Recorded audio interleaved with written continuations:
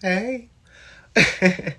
So today I was going to talk about a completely different story, talking about how your favorite president had basically admitting to knowing Jeffrey Epstein, saying that, the whole spa thing, how Epstein was apparently taking the girls, underage girls or young girls, whatever, from the spa. And then I was going to be like, that's going to be the story for today. That's not the story for the day. It's not the story for the day because that's let the other media outlets handle that. My most important thing for today, this is what I feel like speaking on today. Hold on. So today, I'm pretty sure we all found out yesterday or the day before that Trump had signed an executive order called, get this, ending crime and disorder on America's streets. So, I got a recent article. I'm not trying to spread propaganda on your president. You can go look it up on the literal government page. .gov. You can go look it up right now if you want to. You can go look this up. That I just told you the executive order that he just made, that he just pushed, that he just signed off on, whatever you want to say. And I'm going to give you a quick read on what it is. I know people's attention spans are low, so I'm just going to hurry up with this. So, I got this recent article from USA Today, titled, or headline as, Trump signs order pushing cities and states to remove homeless people involuntarily from streets. So, let's give a brief reading on what the article is about. It says, President Donald Trump took executive action on July 24th, making it easier for cities and states to remove homeless people from the streets. Trump signed an order directing Attorney General Pam Bondi to seek to reverse federal and state judicial precedents and end consent decrees that limit local and state governments' ability to move homeless people from streets and encampments into treatment facilities, basically, right? So, here we go.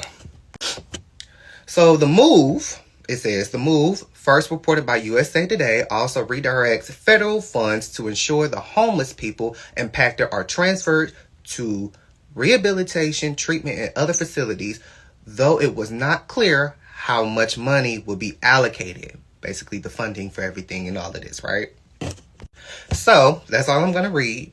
I can put the link down there if you guys want to read it, but I have to get this off my chest.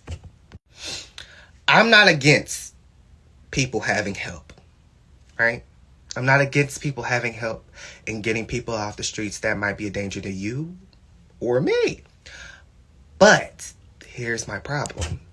My problem lies in when you give people the authority to determine whatever they want to determine, and you give them the authority to do whatever they want to do to you, they tend to go overboard. And what I mean by overboard, right? What does he mean by overboard? I mean, look at the current ICE agents. This whole thing that's going on with Alligator Alcatraz.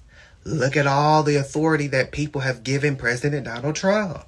And every executive order and everything that he done signed with the stroke of his pen. Look how much he's taken away from you and I. Medicaid being cut. LGBTQ services gone. Cancer treatments gone. Like it's a multitude of things I can keep saying that your president has made sure to take away with his power that y'all have given him. And I'm not trying to sit up there and blame anybody. I'm not trying to sit up there and say that I'm better than anybody. I'm not trying to say that. But what I am trying to say is when you give people the authority to do their biggest one on you, they're going to do their biggest one on you. And I say that to say is not everybody has a mental disorder. Not everybody is on drugs. Not everybody do that. Some people, I don't know, just be down on their luck. Some people are literally trying to find out a way to survive in a country that's currently taking all their rights, slashing all of the protocols that, that helps them, and the precautions and the safety things that helps them, like, be able to afford at least something for their child. So when you, right, now imagine somebody of authority looking at you in your face, and you could just be, I don't know, walking your dog. You know how we all have our own, nobody gonna see me outfit. What I mean by that, you know how people be like, oh, I'm about to just go out real quick. I'm about to just throw something on. I'm about to just look any type of way. I'm about to just go do this thing real quick, and I'll be gone. I'll be going back to my house. Now imagine somebody of authority, whoever they choose, whoever it may be, looks at you and says, where you coming from? And you say, oh, I'm coming from my home, right? You're coming. I'm coming from my house. I'm about to just go get something down from the store real quick. Yeah. They look at you and say, where's your home at? First of all, already weird. But they be like, where do you live again? Oh, I live down the street. Down the street. Got my keys right here. You do, huh? And then that other authority figure look at his partner in crime, and they go, this is obviously a squatter. Let me see your ID. Something similar to that. It might not go exactly like that, but you get the gist of what I'm trying to say. When you give people the ability to determine if you're homeless or not, if you're an undocumented immigrant or not, or if you're a danger to them or you're a danger to anybody else, things tend to get misconstrued.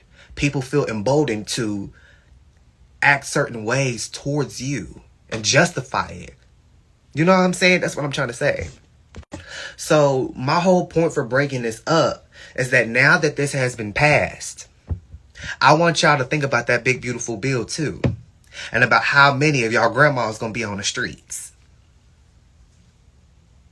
Think about how many of y'all grandfathers gonna be on the streets. Because Medicaid has been slashed. It's not funny, but it's like, I want y'all to think. You see how everything is interconnected? Do you not see how things can get misconstrued and how, like, literally they're just putting a bag of whatever, bubble fuck up in this pot, and how it's about to get really crazy for a lot of us? Think about that.